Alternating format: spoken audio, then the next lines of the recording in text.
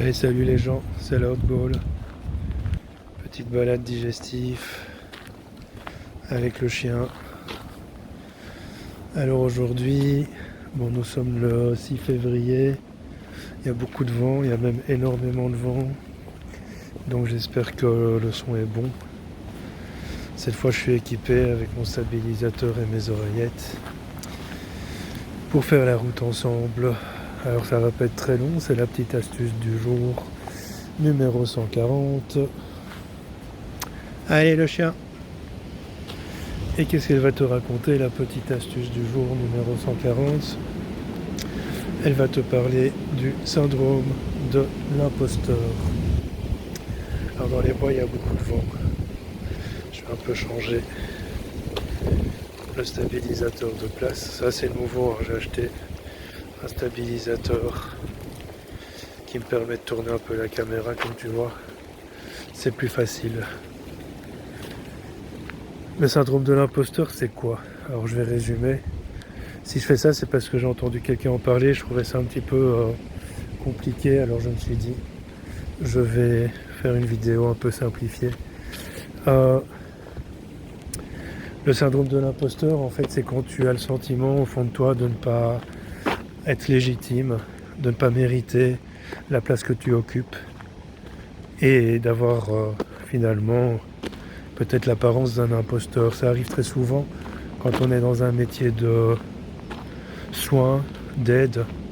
Pourquoi? Bien parce que beaucoup de gens se demandent comment puis-je aider les autres si moi-même j'ai des problèmes. Et c'est pas faux. Donc ça donne parfois le sentiment d'illégitimité ou d'imposture. C'est un syndrome qui touche beaucoup de thérapeutes, mais pas uniquement. Alors souvent, ça vient d'un sentiment de démérite, d'illégitimité, parfois de son enfance, parfois d'autres situations de vie. C'est difficile de surmonter ça. C'est difficile parce que, en fait, on est peut-être tous des imposteurs.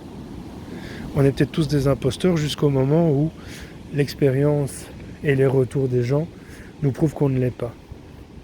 Simplement parce que, comme je le dis souvent, la compétence arrive par l'expérience. C'est la pratique qui permet d'acquérir l'expérience et donc de surmonter ce syndrome de l'imposteur. Alors comment savoir si tu as un syndrome de l'imposteur? La plupart du temps les gens le savent, même s'ils ne savent pas mettre un mot dessus. Mais si tu as le sentiment quand tu es face à quelqu'un que ce que tu vas lui dire pourrait ne pas être considéré, ne pas avoir de valeur, si tu as l'impression quand tu donnes des conseils que tes conseils ne valent pas grand-chose, si tu penses quand tu fais des choses qui sortent un petit peu de l'ordinaire que tu n'es personne pour pouvoir le faire, tu as probablement le syndrome de l'imposteur. Alors petite astuce, et je le répète, pour surmonter ce syndrome, il n'y a qu'une solution.